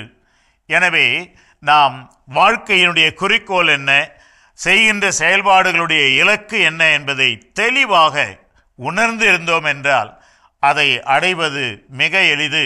நிச்சயமாக நம்மால் அதை அடைய முடியும்.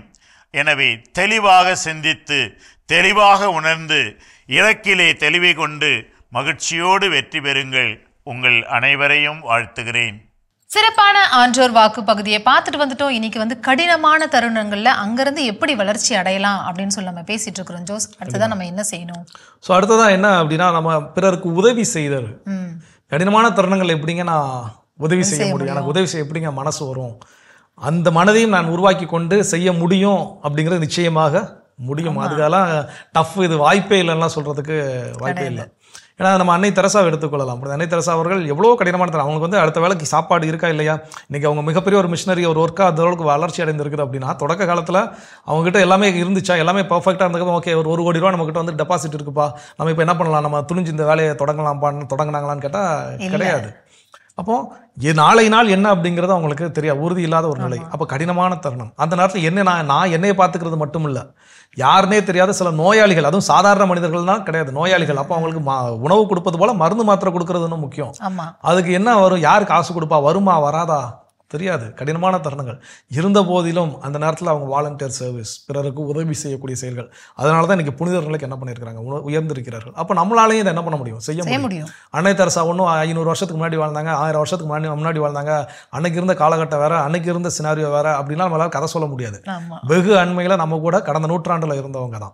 ஸோ கடந்த நூற்றாண்டுக்கு நல்லா இருந்தால் 30 வருஷம் 45 வருஷம் தான் அவங்க இதாக இருக்கும். ஸோ அப்போ இந்த ஒரு நிலையை நாம் வளர்த்து கொள்ள வேண்டும். எவ்வளோ கடினமாக இருந்தாலும் என்னால் என்ன உதவிகளை பிறருக்கு செய்ய முடியுமோ அந்த உதவிகள் அப்படிங்கிறது என்ன அப்படின்னா, நாம் எதை கொடுக்கிறோமோ அதைத்தான் நாம பெற்றுக்கொள்வோம். ஆனால் என்ன ஒரு வித்தியாசம் அப்படின்னு பார்த்தீங்கன்னா, நான் கொடுக்கறது 1 மடங்காக இருந்தால் நான் பெற்றுக்கொள்ள அதை காட்டிலும் பல மடங்கு இருக்கும். அது ரொம்ப உண்மை. அப்போ நான் இருக்கிறத நான் கஷ்டப்பட்டு நான் கொடுத்துட்டேன் அப்படின்னா நிச்சயமாக கஷ்டமே இல்லாமல் எனக்கு நிறையா என்னால் பெற்றுக்கொள்ள முடியும். இந்த சீக்ரெட்டை நம்ம தெரிஞ்சுக்கிட்டோம் அப்படின்னா கண்டிப்பா எந்த சூழ்நிலையும் நம்ம மற்றவங்களுக்கு வந்து உதவி செய்வோம். கண்டிப்பா. ஓகே ஜோஸ், இன்னும் என்னென்னலாம் இருக்கு நம்ம தொடர்ந்து பேசுவோம். அதுக்கு முன்னாடி அடுத்த பகுதியை பார்க்கலாம்.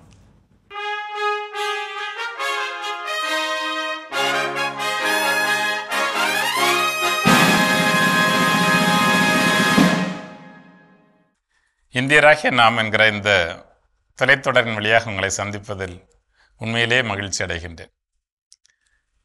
நம்முடைய கடமையை தொடர்ந்து நினைப்பூட்டி கொண்டிருப்பதில் எனக்கு மகிழ்ச்சி தான். ஏனென்றால் இந்த நாடு மிக முக்கியம், இந்த நாட்டினுடைய எதிர்காலம் முக்கியம், இந்த நாட்டினுடைய வளமை முக்கியம், நம்முடைய வாரிசுகளினுடைய வருங்காலம் முக்கியம். இவற்றுக்காகத்தான் மீண்டும் மீண்டும் அதை வலியுறுத்தி கொண்டிருக்கிறேன். அது இல்லை என்றால் இன்றைக்கு இருக்கிற தீமைகள் தான் பல நேரங்களில் தொடருமே தவிர ஒரு நன்மையான சமூகத்தை உருவாக்க முடியாது.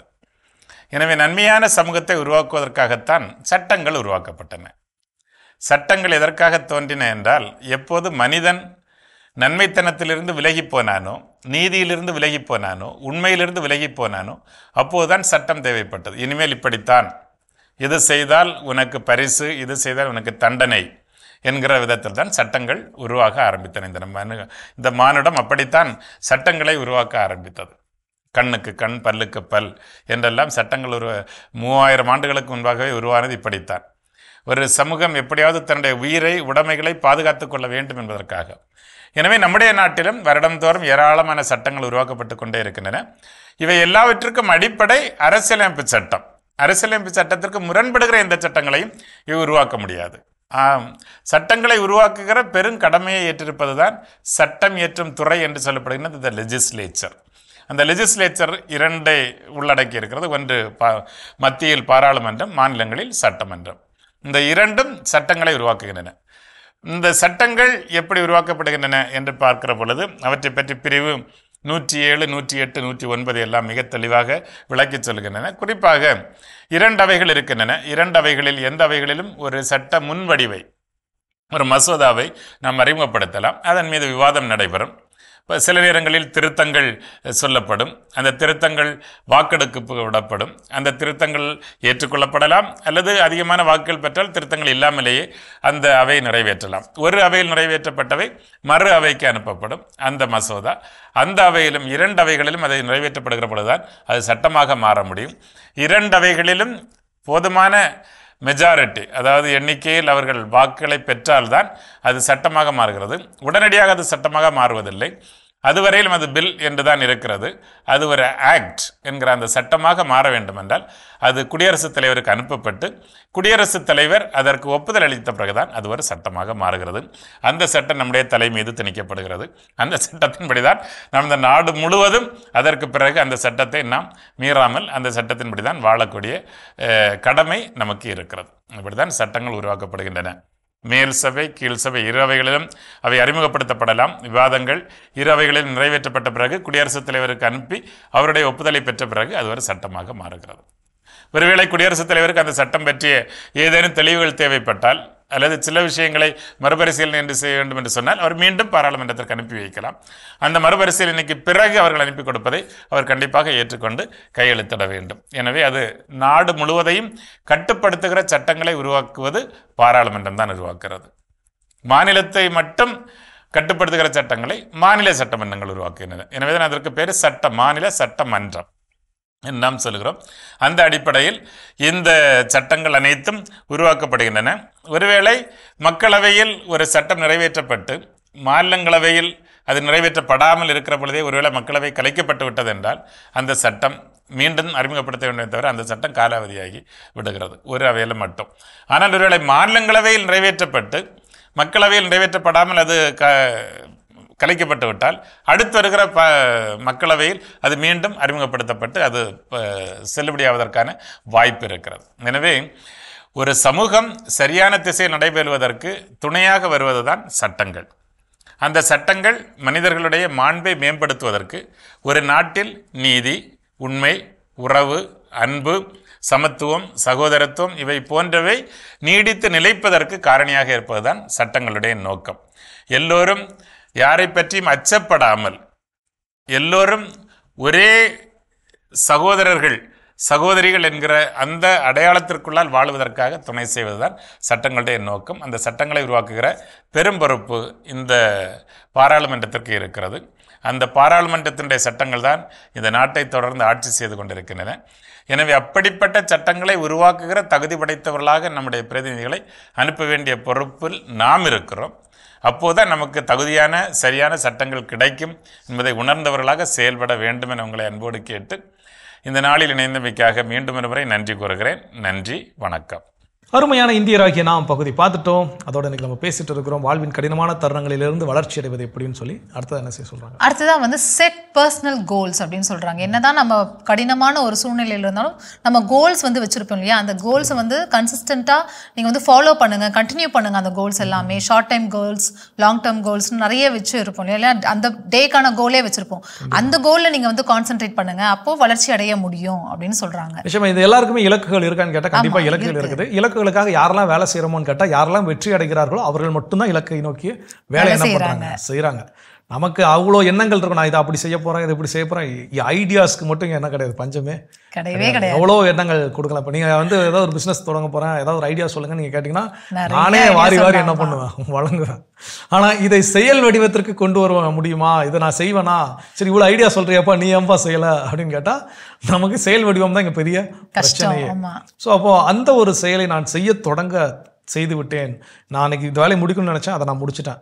ஒரு வாரத்துக்குள்ள இந்த வேலையை நான் முடிக்கணும்னு நினச்சேன், நான் முடிச்சிட்டேன். அப்போ நான் செயல்பட்டு கொண்டிருக்கிறேன். அப்போ என்னோட இலக்கை நோக்கி என்னால் அடைய முடியும். அதுதான் கடினமான தருணங்களிலிருந்து நான் வளர்ச்சி அடைவதற்கான வழி.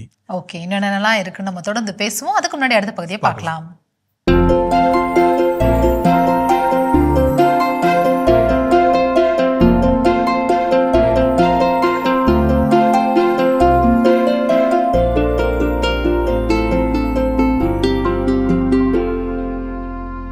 அனைவருக்கும் வணக்கம்.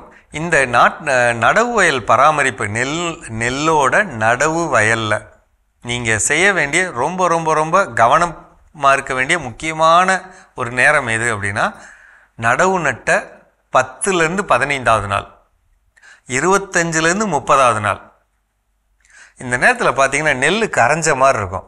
இந்த 3 இலை காஞ்சு போயிருக்கும், இந்த 2 இலை மட்டும் பச்சையாக இருக்கும். அல்லது இந்த மொத்த செடி இந்த அப்படி சாஞ்சு நிற்கும், அல்லது இப்படி சுருட்டிக்கிட்டு நிற்கும். சரிங்களா, இப்படி விரிஞ்சு இருக்க வேண்டிய இலை வந்து இப்படி சுருங்கி இப்படி நிற்கும். இதுதான் தவறு. நடக்குதோ நடக்கலையோ நீங்கள் என்ன செஞ்சிடணும், 100 லிட்டர் தண்ணியில் வேப்பங்கொட்டை இருந்ததுன்னா 7 கிலோ இடித்து உள்ளே போட்டு ஒரு நாள் ஊற வச்சு அதை தெளிச்சிடலாம். அப்படி இல்லைன்னா வேப்ப எண்ணெய் 100 லிட்டருக்கு 1 லிட்டர் கலந்து காதி சோப்பு அல்லது சீயக்காய் தூள் போட்டு நல்லா கரைச்சிட்டு அதை தெளிக்கலாம். அல்லது கற்பூர கரைசல், அல்லது பத்திலை கஷாயம், அல்லது மூலிகை பூச்சி விரட்டி, எது இருக்கோ தெளிச்சிடணும். எப்போ? 15வது நாளும் 25வது நாளும். இல்லைங்க நமக்கு அதெல்லாம் செய்ய ஆகிறதில்ல அப்படின்னு சொன்னால் நீங்கள் என்ன செய்யணும், 100 லிட்டர் தண்ணியில் 1 லிட்டர் பேசிலஸ் துறிஞ்சி என்சிஸ் இந்த திரவத்தை கலந்து இலை சுருட்டு புழுவை கட்டுப்படுத்த இது கூட 1 லிட்டர் மீனமிலம், சோலு பாருங்கிற போரான் பவுடர் 200 கிராம் இது கலந்து தெளிச்சிடணும். இது கூட இன்னும் என்னால் முடியும்னா நான் என்ன தெளிக்கலாம்னா கடல் பாசி உரம் 1/2 லிட்டர் கலந்துக்கலாம், ஹியூமிக் அமிலம் 1/2 லிட்டர் கலந்துக்கலாம். இதை கலந்து தெளிக்கணுங்க 15வது நாள் 25வது நாள். அதுக்கப்புறம் எப்போ தெளிக்கணும்? ஒவ்வொரு 12 அல்லது 15 நாளுக்கு ஒரு முறை தொடர்ந்து தெளிச்சுக்கிட்டு வரலாம். நல்லா தெரிஞ்சுக்கங்க, உங்களுக்கே தெரியும், மழை பெய்தா இருக்கக்கூடிய மழை தண்ணியில் இருக்க கொஞ்சம் நைட்ரஜனை பயன்படுத்தி நம்ம நடந்து போகிற வழியில் இருக்க புல்லுலேருந்து எல்லா செடியுமே பச்சையாக இருக்கும். பச்சையை பார்த்து ஏமாந்துடக்கூடாது. சத்து இருக்காதுங்க. இந்த வடகிழக்கு பருவமழையில் வரக்கூடிய பயிர்கள் எதுலேயுமே சத்து இருக்காது. அப்போ சத்து இல்லைன்னா விளைச்சல் கிடைக்காது. புரியுதுங்களா? விளைச்சல் கிடைக்காது. பச்சையாக இருக்கும் ஆனால் விளைச்சல் கிடைக்காது. அதனால தான் சொல்கிறேன், ரொம்ப முக்கியம் இந்த தெளிப்பும் தரைவழி கொடுக்குறதும். அது பச்சையாக இருந்தாலும் கொடுக்கணும், தரையிலையும் கொடுக்கணும், ஞாபகம் வச்சுக்கோங்க. அதே நேரத்தில் வாய்ப்பு கிடைக்கிறப்ப சுண்டு உரலில் முதல் கோடு உயரத்துக்கு தண்ணி வச்சா போதுங்க. தண்ணியெல்லாம் வடித்து விட்றணும். வடிகால் கரெக்டாக இருக்கா அப்படிங்கிறத போய் பார்க்கணும். காடு விட்டு போனாலும் எது பள்ளமான இடமோ அது ஓடையில் தண்ணி போகுதா, இழுத்து கொடுக்குதா, வாய்க்காலை சுத்தப்படுத்துறது, இந்த வேலையெல்லாம் பார்த்துடணும். நீங்கள் ஏற்கனவே எலிக்காக அண்டை கொடுத்து வச்சுருப்பீங்க. எலிகள் வராத பார்த்துக்கங்க. அதற்கான டீ வடிவிலான குச்சிகள் அங்கங்கே நட முடியும்னா நட்டுக்கங்க. ஏன்னா பறவைகள் உட்காந்து அந்த எலியை பிடிக்க வசதியாக போகும். இது 2வது தவறு. 3வது தவறு நம்ம என்ன பண்ணுவோம், நான் பின்னாடி வரக்கூடிய காலங்கள்லாம் உங்களுக்கு நான் சொல்லுவேங்க. ஆனால் இந்த நேரம் நாற்றங்காலும் நடவு வயலும் ரொம்ப முக்கியங்கிறதுனால நீங்கள் கண்டிப்பாக கொடுக்க வேண்டிய பொருள்கள் ஒன்று பாசுவா பாக்டீரியா கொடுக்கணும், அல்லது கடலை புண்ணாக்கு கரைசல் கொடுக்கணும், அல்லது ஹியூமிக் பவுடர் 1 கிலோ அல்லது திரவம்னா 2 லிட்டரு அது கொடுக்கணும். ஒன்றுமே இல்லைங்க, கோமியம் 20 லிட்டரு 200 லிட்டர் தண்ணியில் கலந்து ஊற்றி விட்டுறணும். இதை செஞ்சாலே, அதாவது தொடர்ந்து செய்யணும், எதையுமே தொடர்ந்து செய்யணும். நமக்கு தேவைப்படக்கூடிய சத்துக்கள் நிறையா, ஆனால் நம்ம கொடுக்கக்கூடிய அளவு கம்மி. உதாரணத்துக்குங்க, இட்லியை பொறுத்தளவில் 5 இட்லி சாப்பிட்ணும்னா நம்ம 3 இட்லி தான் சாப்பிட்ருக்கோன்னு வைங்க. மீதம் உள்ள 2 இட்லியை நம்ம ஒரு 9 மணிக்கு சாப்பிட்றது, 10 மணிக்கு சாப்பிட்றது, அப்படி கூட. ஏன்னா எனக்கு சாப்பிட்டா தான் என்னுடைய உடம்புல சக்தி வரும், அப்போ தான் நான் வேலை செய்ய முடியும். அது மாதிரி தான் பயிர்கள். அதுக்கு வேணுங்கிறத கொடுத்தா தான் நல்லாயிருக்கும். அப்படி இல்லைன்னா நம்ம ஏமாந்து போன மாதிரி ஆகிடும். ஆரம்ப கால வளர்ச்சி ரொம்ப முக்கியம், ரொம்ப ரொம்ப முக்கியம் நெல் விளைச்சலில். சரிங்களா? சந்தேகம் இருந்தால் கீழே கொடுத்துருக்க நம்பரில் கேட்டுக்கங்க. மீண்டும் சந்திப்போம். சிறப்பான உழவும் உயர்வும் பகுதியை பார்த்துட்டு வந்துட்டோம். இன்னைக்கு கடினமான சூழ்நிலையில் அங்கிருந்தே நம்மளால வளர்ச்சி அடைய முடியும், அதுக்கு நம்ம என்னென்னலாம் செய்யலாம்னு சொல்லி பேசிட்டு இருக்கிறோம் ஜோஸ். அடுத்ததான் நம்ம என்ன செய்யணும்? அடுத்ததான் என்னன்னா, ஒரு பழைய திரைப்படம் எல்லாரும் மோஸ்ட்லி பார்த்துருப்பாங்கன்னு நான் நினைக்கிறேன். அந்த படத்தில் நடிகர் விஜய் அவர்கள் ஒரு கார் ரேஸ் என்ன பண்ணுவாங்க, படத்தோட ஓப்பனிங்லேயே கார் ரேஸ் ஓட்டிட்டு போவார்.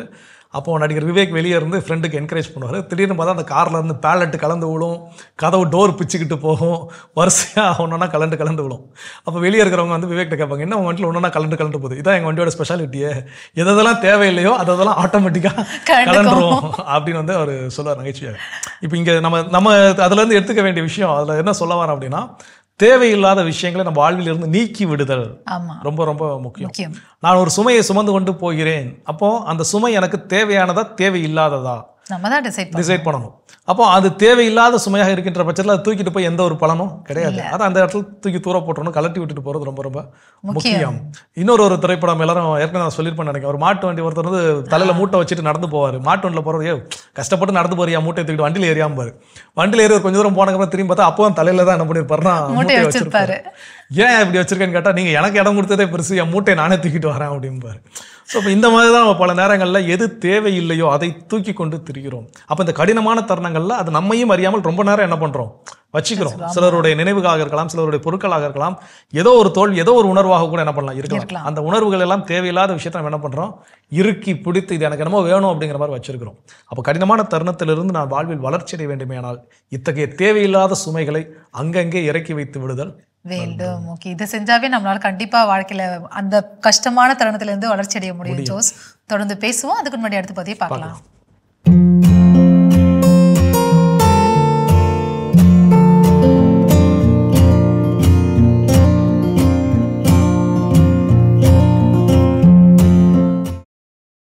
அன்பான மாதா தொலைக்காட்சி நேயர்களுக்கு வணக்கம். இந்த நிகழ்ச்சியில் நம்ம கல்லீரல் லிவர் ப்ராப்ளம் பற்றி பார்க்கலாம். நம்ம லிவர் அதிகப்படியான நிறைய வேலைகளை செய்யக்கூடிய ஒரு உறுப்பு. இது கொஞ்சம் இருந்தால் கூட தன்னைத்தானே புதுப்பித்து நல்லா வச்சுக்கக்கூடிய ஒரு உறுப்பு. முழுவதுமாக இருந்தாலும் நல்லா வேலை செய்யும், அல்லது கொஞ்சம் இருந்தால் கூட அது திருப்பி தன்னைத்தானே பாதுகாத்து நல்ல ஃபங்க்ஷன் பண்ணக்கூடிய ஒரு பெரிய முக்கியமான ராஜ உறுப்புகள்னு சொல்லலாம். அதில் இது ஒன்று. இதையே பாதிக்கக்கூடிய அளவுக்கு நம்ம கவனக்குறைவாக, இயலாமை, அறியாமைனால பாதிப்பு ஏற்பட்டு மக்கள் இன்னைக்கு அதிக லிவர் பிரச்சனையில் கஷ்டப்படுறாங்க. இதற்கு காரணம் என்ன? ஒன்று ஸ்மோக்கிங், ரெண்டாவது மதுபான வகைகள், புரியுதுங்களா? அப்புறம் இதனால நமக்கு அஜீரணம், குமட்டல், வாந்தி, லிவர் வீங்கி, வயிறு பானை போல வீங்கி காணப்படும். இந்த லிவர் ப்ராப்ளம் சிலருக்கு கிட்னி ப்ராப்ளத்தினாலையும் லிவர் ப்ராப்ளம் வரலாம். சாதாரணமாக மஞ்சக்காமலையெல்லாம் ஒரு பெரிய நோயின்னு சொல்ல முடியாது. ரொம்ப ஈஸியாக க்யூர் பண்ணக்கூடிய ஒரு நோய் தான் மஞ்சக்காமலை. ஆனால் கவனிக்காமல், கவனக்குறைவாக இருந்தால் மூளையை பாதிச்சு, லிவர், கிட்னி எல்லாத்தையும் பாதிச்சு கோமாவில் கொண்டு போய் உயிரையே இழக்க நேரிடும். மஞ்சக்காமலைங்கிறது ஒரு சாதாரண சின்ன பிரச்சனை. கவனமாக இருந்தால், கரெக்டாக ட்ரீட்மெண்ட் எடுத்தால் ரொம்ப எளிதில் குணமாகும். இதே கவனிக்காமல் விட்டால் கிட்னி, லிவர் பாதிப்பு ஏற்பட்டு, பிரெயினும் பாதிப்பு ஏற்பட்டு, கோமாவுக்கு தள்ளப்பட்டு உயிரையே இழக்க நேரிடும். இதெல்லாம் நடந்துட்டு இருக்கு, புரியுதுங்களா? அப்போ இதுக்கெல்லாம் காரணம் யாரு? நம்ம தான். இப்போ இந்த கல்லீரல் முழுமையா பாதிச்சிருச்சுன்னா உயிரையே இழக்க நேரிடும். அந்த அளவுக்கு நம்ம விடக்கூடாது. அதே போல அதிகப்படியான வலி நிவாரண மாத்திரைகள் டாக்டரோட அட்வைஸ் இல்லாமல் சாப்பிட்றதுனால கூட நமக்கு கிட்னி ப்ராப்ளம், லிவர் ப்ராப்ளம் வரலாம். ஏன் லிவர் கேன்சர் கூட வந்திருக்கே, எவ்வளோ பேருக்கு வரலாம் இல்லையா? அதுபோல் பாதிப்புகள் வரலாம். பல தொற்று கிருமிகள், வைரஸ்னாலேயும் பாதிப்பு ஏற்படலாம். இப்போ நம்ம அப்படி பார்த்தோன்னு சொன்னால் லிவர் ஃபங்க்ஷன் டெஸ்ட்டு எடுக்கலாம். எடுத்தால் அது நமக்கு எந்த அளவுக்கு பிரச்சனை இருக்குது, எந்த அளவுக்கு எப்படி இருக்குது அப்படிங்கிறத நமக்கு காமிச்சிடும். சப்போஸ் நமக்கு லிவர் ப்ராப்ளம் இருக்குது அப்படின்னா அதில் இப்போ பார்த்தீங்கன்னா ஹெப்படைட்டிஸ் பி வைரஸ் இப்படியெல்லாம் கேள்விப்பட்டிருப்பீங்க. அதில் எந்த வைரஸ்னால நமக்கு என்ன பாதிப்பு ஏற்பட்டிருக்கு கண்டுபிடிக்கலாம். மஞ்சக்காமலையும் நம்ம கண்டுபிடிச்சிடலாம் டெஸ்ட் பண்ணிவிட்டு. எதனால நமக்கு பிரச்சனை அப்படிங்கிறத கண்டுபிடிச்சி அதுக்கு உணவு கட்டுப்பாடு, மெடிசன்ஸ், ட்ரீட்மெண்ட் எல்லாம் ஃபாலோ பண்ணணும். அப்படி பண்ணும்போது திருப்பி நம்ம அதை சரி பண்ணுறதுக்கு வாய்ப்புகள் நம்ம கையில் நிறைய இருக்குது. ஆனால் பேஷண்ட் ஒத்துழைச்சி அதை முறை பிரகாரம் கரெக்டாக ஃபாலோ பண்ணால் அதிலிருந்து மீண்டு உயிர் இழக்காமல் பாதுகாக்க முடியும். இதை விட்டுட்டு நம்ம என்ன பண்ணுறோம்? குடிக்கிறது, புகைப்பிடிக்கிறது, மஞ்சக்காமலை நான்வெஜ் சாப்பிட்றது, புரியுதுங்களா? அப்போ என்னாகும்? மேலும் மேலும் அதாவது ரெஸ்ட் எடுக்கணும். மஞ்சக்காமலை ரெஸ்ட் எடுக்கணும், நிறைய தண்ணி குடிக்கணும். அந்த சிறுநீர் மூலமும் மோஷன் மூலியம் தான் உங்களுக்கு எல்லாம் வெளியேறும். மேக்சிமம் யூரின் மூலியம் வெளியேறிட்டணும். அப்போ உங்களுக்கு ப்ரௌனாக ரெட்டாக வர்ற யூரின்லாம், மஞ்சளாக வர்ற யூரின்லாம் நார்மல் லெவலுக்கு வர்ற அளவுக்கு நீங்கள் மெடிசன் ப்ளஸ் டயட்டு, உணவு ரொம்ப முக்கியம். உணவு ரொம்ப ரொம்ப முக்கியம். அதில் என்ன உணவு எந்த அளவுக்கு உங்களுக்கு பாதிப்பு அப்படிங்கிறத பொறுத்து உங்களுக்கு ட்ரீட்மெண்ட் செய்யலாம். இப்போது நமக்கு கல்லீரல் பிரச்சனை வந்துருச்சு, இல்லை ஹெப்படைட்டிஸ் பி ப்ராப்ளம் இருக்குது அப்படின்னா இதற்கு யார் ஒரு பர்சன் அந்த ப்ராப்ளம் இருக்கோ அவங்க ரொம்ப கவனமாக இருக்க வேண்டும். எப்படின்னு கேட்டிங்கன்னா, இப்போது ஹெப்படைட்டிஸ் பி வைரஸ்னால பாதிப்பு, உதாரணத்துக்கு சொல்கிறேன், ஞாபகம் வச்சுக்கொள்ளுங்க. அப்போது அவருக்கு ஒரு இருமல் சளி இருக்குது. அவர் சாதாரணமாக ரோட்டில் காமன் பிளேஸில் சளி துப்பக்கூடாது. அவர் வந்து வாஷ் பேஷனில் போய் துப்பிட்டு தண்ணி திருப்பி விட்டுறணும். ஏன்னா அவர் வெளியில் அந்த எச்ச துப்புறாருன்னா அது மூலம் மற்றவங்களுக்கு பரவ வாய்ப்பு இருக்கு.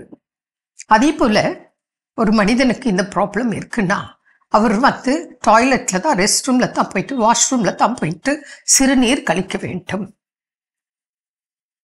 கண்ட இடத்துல சும்மா ரோட்லலாம் யூரின் பாஸ் பண்ணக்கூடாது, நார்மலாகவே பண்ணக்கூடாது. அதுவும் ஹெப்படைட்டிஸ் பி உள்ளவங்க கண்டிப்பாக பண்ணக்கூடாது. ஏன்னா யூரின் பாஸ் பண்ணால் உடனே ஃப்ளஷ் அவுட் பண்ணி அது வெளியேறிட்டணும், தண்ணியோட மிக்ஸ் ஆகி வெளியேறிட்டணும்.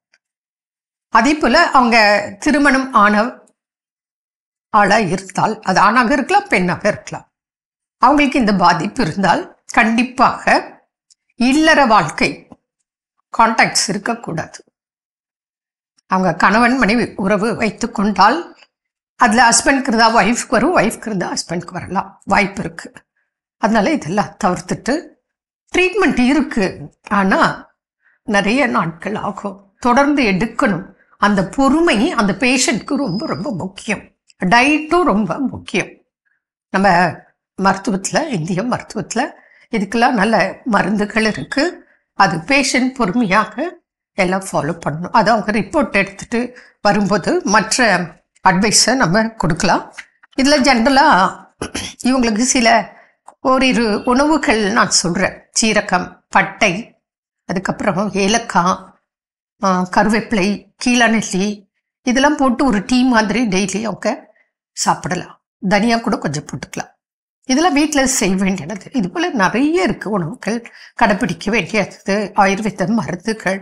அது இந்த மாதிரி லிவர் ப்ராப்ளம், பானை மாதிரி வயிறு வீங்கி இருக்கும், யூரின் மஞ்சளாக போகிறது, ப்ரௌனாக போகிறது, ரத்தம் கலந்து போகிறது, பஸ் கலந்து போகிறது, இந்த மாதிரி உபாதைகள் இருந்தால் டெஸ்ட் பண்ணி ரிப்போர்ட்டோட வாங்க. இதுக்கெல்லாம் சிகிச்சை முறைகள் இருக்குது. இதை வந்து உடனடியாக கவனிக்க வேண்டிய பிரச்சனைகள் என்ன நேர்களே. மீண்டும் நாளை சந்திப்போம். நன்றி. அன்னை மரியே வாழ்க. அருமையான நம்ம ஒரு வைத்தியம் பகுதி பார்த்துட்டோம். நிகழ்ச்சியோட நிறைவுக்கும் வந்தாச்சு. ஸோ இன்றைக்கி நாளில் பேசிகிட்டு இருக்கிறோம் நம்முடைய கடவுள் வணக்கம் நிகழ்ச்சியில். நம்முடைய வாழ்க்கையின் கடினமான தருணங்களில் நாம் இருக்கின்ற பொழுது அதிலிருந்து நான் வளர்ச்சி அடைவது எப்படி அப்படின்னு பேசிட்டு இருக்கிறோம். ஃபைனலாக என்ன சொல்கிறாங்க? ஃபைனலாக வந்து ப்ராக்டிஸ் செல்ஃப் கேர் அப்படின்னு சொல்கிறாங்க. அதாவது ஒரு பிரச்சனையை நம்ம மாட்டிகிட்டு இருக்கோம், அதுலேருந்து வளர்ச்சி அடையணும்னு நம்ம தான் முதல்ல விருப்பப்படணும். நம்ம விருப்பப்பட்டாதான் அதில் வந்து நம்ம வந்து வளர்ச்சி அடைய முடியும். அங்கேயே தான் நான் முடிச்சுட்டு இருப்பேன், நான் எதை பற்றியும் யோசிக்க மாட்டேன், இது எனக்கு பெரிய பிரச்சனையாயிடுச்சு, இந்த சுமையை நான் தூக்கிக்கிட்டே தான் இருப்பேன், இதை கழட்டி வைக்க முடியாது அப்படின்னு நினச்சிங்கன்னா அங்கேருந்து நம்மளால் வளர்ச்சி அடையவே முடியாது. அதனால ப்ராக்டிஸ் செல்ஃப் கேர். நீங்கள் வந்து விருப்பப்படுங்க, உங்களோட ஹெல்த்தை நல்லபடியாக பார்த்துக்கோங்க. நம்ம ஏற்கனவே சொன்னோம் இல்லையா, என்னென்னலாம் செய்யணும் அப்படின்னு சொல்லிட்டு அதெல்லாமே பிராக்டிஸ் பண்ணாவே போதும், நம்மளால அந்த இடத்துல இருந்து வளர்ச்சி அடைய முடியும். நிச்சயமாக பயிற்சி எடுத்தல் அப்படிங்கிறது செயல்படுவதற்கான ஒரு முன்னாடி செய்யக்கூடிய ஒரு செயல். அப்போ அந்த செயலை நான் தொடங்குகின்ற பொழுது நிச்சயமாக என்னால் கடினமான தருணங்களிலிருந்து வெற்றி பெற முடியும். சொல்லும்போது நிறைய ஆங்கில திரைப்படங்களுடைய தமிழாக்கம், தமிழை டப் பண்ணி என்ன பண்ணுவாங்க, ரிலீஸ் பண்ணுவாங்க இல்லையா. அப்போது சில டப்பிங் பயங்கரமாக மோசமாக இருக்கும். அதில் என்னடா வார்த்தை இதெல்லாம் எங்கடா தேடி கண்டுபிடிக்கிங்கிற மாதிரி இருக்கும்.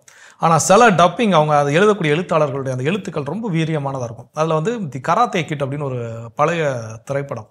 அப்போ அதில் வந்து நடிகர் ஜாக்கி சான், அப்புறம் வந்து வில் ஸ்மித் அவருடைய பையன் நடிச்சிருப்பாங்க. அப்போ ஒரு தருணத்தில் அவர் வாழ்க்கையில் விபத்தினால் அவருடைய குடும்பத்தை என்ன பண்ணியிருப்பார், இழந்திருப்பார். அப்போ அந்த விபத்தில் போன அடிபட்ட வண்டியை சரி செஞ்சு அதே நாளில் இவர் என்ன பண்ணுவார்னா அடிச்சு நொறுக்குவார்.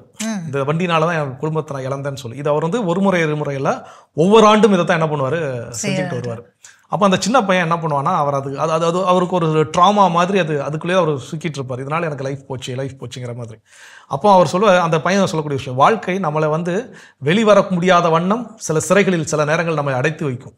வாழ்க்கை நம்மை சில நேரங்களில் வெளிவர முடியாதவாறு சில சிறைகளில் நம்மை அடைத்து வைக்கும். அந்த சிறைகளிலிருந்து வெளியே வருவதும் வராமல் இருப்பதும் நம்முடைய கைகளில் தான் இருக்குது. ஸோ அது உங்கள் கையில் தான் இருக்குதுன்னு சொல்லி இவன் அந்த ப்ராக்டிஸ் பண்ணுறதுக்கான ஸ்டிக் என்ன பண்ணுவான்னா கொடுப்பான். இதே விஷயத்த இவர் என்ன பண்ணியிருப்பாருன்னா முன்னாடி இவங்கிட்ட சொல்லியிருப்பாரு. அதை இந்த பையன் என்ன பண்ணுவான், கரெக்டான டைமிங்கில் சொல்லுவான். அப்போ அந்த அந்த வார்த்தையில் இருக்கக்கூடிய வீரியம், அப்போ வெளியே வரணுமோ வரக்கூடாதாங்கிறது யார் கையில் இருக்குன்னா என்னோட கையில தான் இருக்குது. என்னுடைய தோல்வியிலிருந்து நான் வெளிவருவதும் வராமல் இருப்பதும், என்னுடைய அழுகையிலிருந்து நான் வெளிவருவதும் வராமல் இருப்பதும், இது எல்லாமே நம்முடைய கரங்களில் தான் இருக்கின்றது. அப்போ அதுக்கு அந்த செல்ஃப் கேர் ரொம்ப ரொம்ப அவசியம். ஸோ சிறப்பான நாள், சிறப்பான சிந்தனை, கடவுளுக்கு நன்றி சொல்லி இன்னைக்கு நல்ல யாரெல்லாம் விழா கொண்டாடுறாங்கன்னு பார்க்கலாம். குறிப்பாக இன்னைக்கு குழித்துறை மறைமாவட்டத்தினுடைய ஓய்வு நிலை ஆயர் மேதகு ஜெரோம்தாஸ் வருவேல் அவர்கள் அவருடைய பிறந்த நாள் இன்னைக்கு கொண்டாடுறாரு. ஸோ அவருடைய உடல் உள்ள சுகத்திற்காக நாமளும் ஜெபிக்கலாம், அன்பர்களையும் ஜெபிக்க சொல்லி கேட்டுக்கலாம்.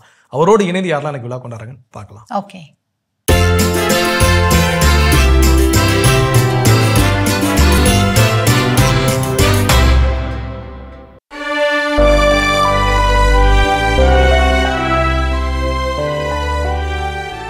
இன்று பிறந்த நாள் காணும் குழித்துறை மறைமாவட்டத்தின் ஓய்வு நிலை ஆயர் மேதகு ஜெரோம்தாஸ் வருவேல் அவர்களுக்கு நல்வாழ்த்துக்கள். பல்லாண்டு வாழ்ந்து பாறுபோற்றும் அளவிற்கு இறையரசின் மதிப்பீடுகளை கட்டி எழுப்பிட மாதா தொலைக்காட்சியின் வாழ்த்துக்களும் ஜெபங்களும்.